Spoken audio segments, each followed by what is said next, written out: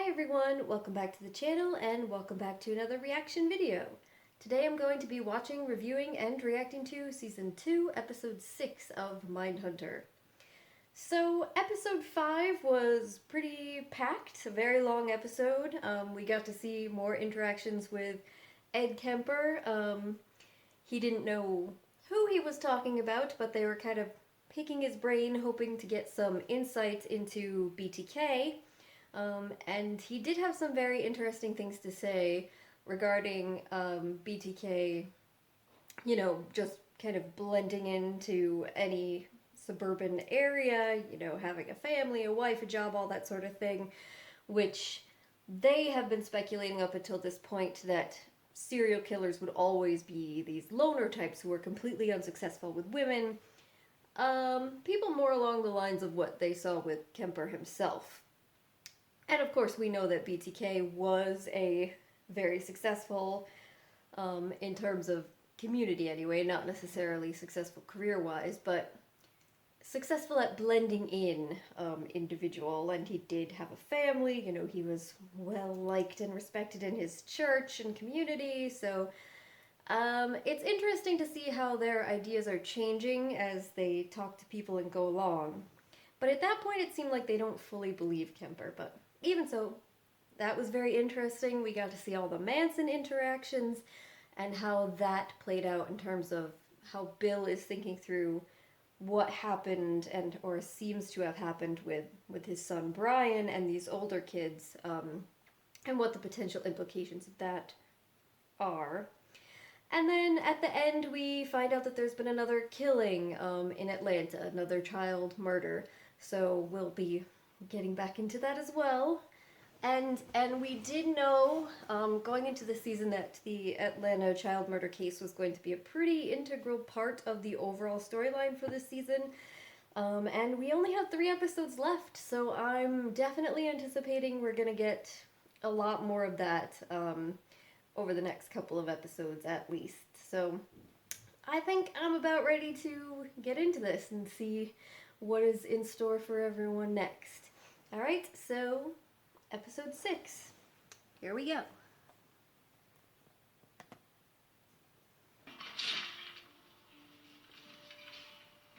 Poetry, huh? You really need to put an out of order sign on it. This is only half. Alright, well, take the original. I need the other half. The Xerox guy's gonna have to clear it. Then call one. That's my property. I'm not leaving without it. Dude, you're in there Xeroxing incriminating shit.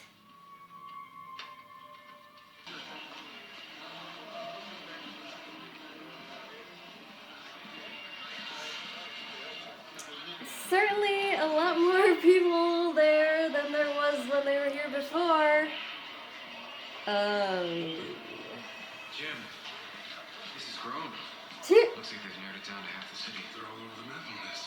It smells like desperation. I got a real lead last night. You should hear it. Isn't his behavior? Brian Yes. started wetting his bed again. On occasion. Almost every other night. Even one event tells us a lot about a patient's progress. Like what? What does it tell us? Well, secondary enuresis is most... Secondary what? Enuresis. Bedwetting subsequent to successful toilet training. The most common cause is psychological trauma. He's sleeping with his baby toys. Things he hasn't touched in years. Emotional regression can also be a marker for processing extreme distress. Is there anything else? He's been sucking his thumb. Yep. So, regression. Prescribing a low dose of desmopressin for the bedwetting. You want him to take a pill? It's important he doesn't develop behaviors that place him in a regressed emotional state. And you need to set limits. If he wets the bed, make him responsible for washing the sheets. Isn't he gonna think we're punishing him? Well, you're helping him to deal with what he experienced instead of displacing it. Brian never mentions it. The other day we drove by the house where it happened. He watched it go by and he blurted out, "I want pancakes." Is trauma really what's causing him to wet the bed? Isn't it possible that making him come to a doctor's office once a week, having some woman show up at his school and stare at him, giving him pills. Isn't it possible that those things are making him regress? He's reminded every day that he's not normal. If he was at home doing the things he used to do, kids get over stuff. No, Mrs. Tench, they don't. children do not simply forget trauma. No one simply forgets. Yeah, that's not an accurate picture of what happens. That's repressing. That's repressing. That's what you want to avoid. But the question is that, is he traumatized? And so he's regressing. Hey, thanks. Pleasure, sir. Or are these like signs? Something worse.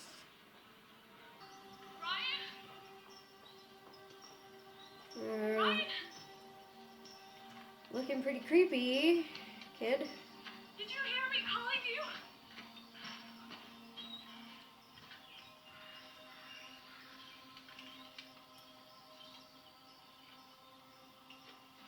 Go on, honey. Go on. You can go play with her. Come on, Paige. Time to go. Come on, honey. I'm on my way.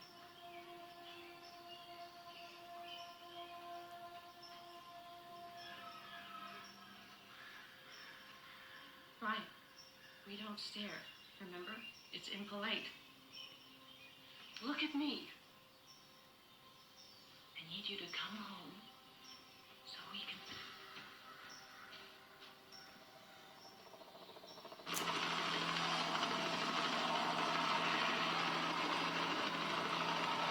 To develop a level of trust. One day we brought a pizza in and had lunch with him. We're dividing slices while he's telling us how hard it is to sever a head. And this guy has hands like catcher's mitts. And he's sitting 3 feet away. How did he do it? How did he kill him? He picked up hitchhikers, drove them to a wooded area, and then stabbed and strangled them. Then he raped them and cut off their heads. And then he raped the heads. Why decapitation? He collected them as trophies. Kemper was the first to make us see these killers develop a sickening personal signature. And we're learning these offenders start having fantasies very young. They practice. Dolls, animals, that escalates. I dealt with my share of criminals from the bench. Most of them were bad from the start, even as kids. Runaways, loners, they never fit in. I always said when I had a juvenile I knew was bad, I wish I could put him away for life. You could just see it in their eyes. Gentlemen, Oh they man. keep a well-stocked humidor behind the bar that I turn a blind eye to. It's the last thing that Bill wants to hear. But that's what he's already afraid of. Yeah.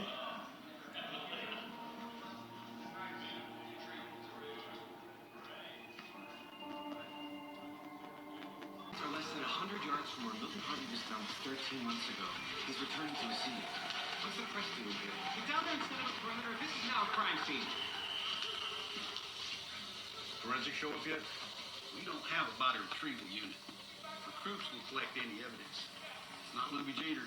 Been out here too long. But it could be one of the other 3 still missing. Rose Farrell was wearing shorts when he disappeared. What do you got? I found these close to the road. A tin shoe, 1 cigarette butt, and a couple of porno mags. Porno. Yes, sir. Gathering penthouse. There's tire tracks. They have a vehicle near where we found it.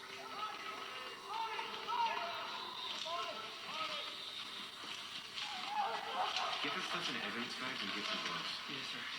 We need to get a real forensics unit down here. 3 bodies at one site. Just one guy. And this is his graveyard.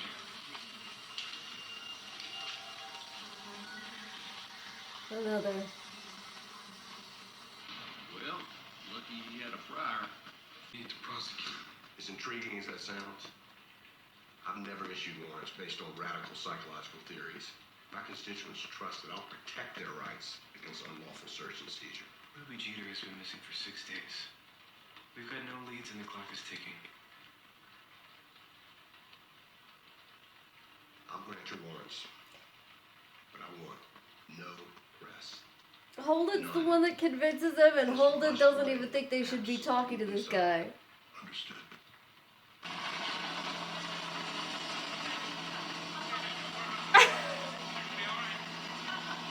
No press! Bring him in quietly!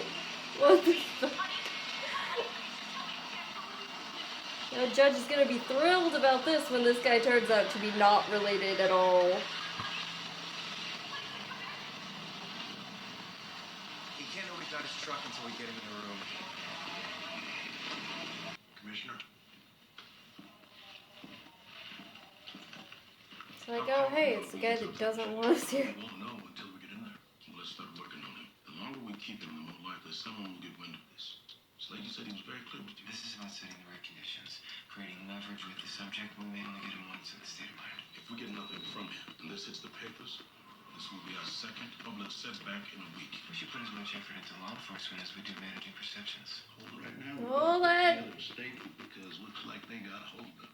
I mean, I agree with what Holden's saying there, but All of them know it's an ongoing investigation. We're in the process of IDing bodies. I don't think so.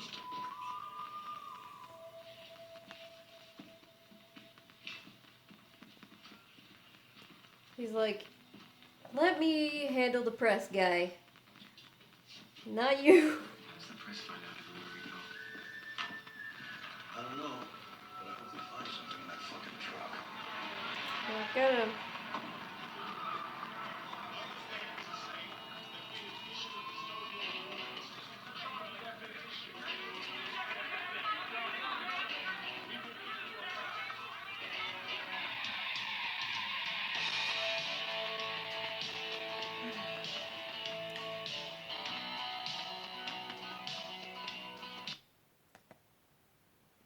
Alright, that was episode 6. So I'm not gonna talk a lot right now. It's very late or early, and I'm quite tired, and I also think my camera's about to die, so I'm gonna wrap this up quickly, and then I can get back into stuff at the beginning of the next video a little more.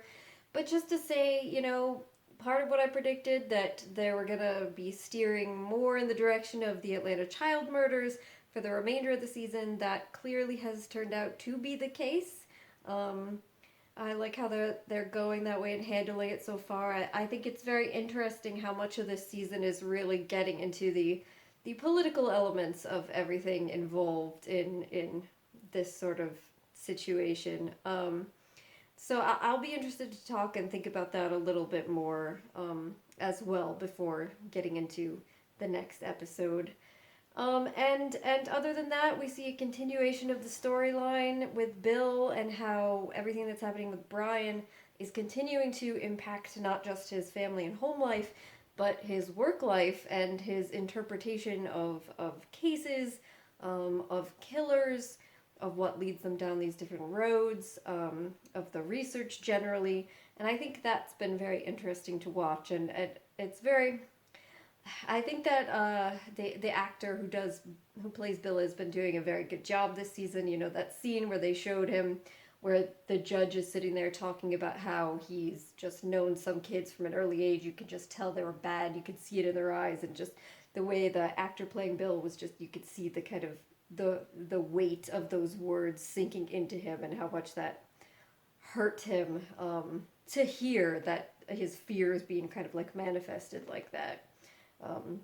I think he's doing a very good job with that, and to me, even more so than with the last episode, I feel like this is really justifying this whole storyline quite a bit. So I'm definitely, I've been convinced, I'm interested in and satisfied with the direction they're going with all of this, so.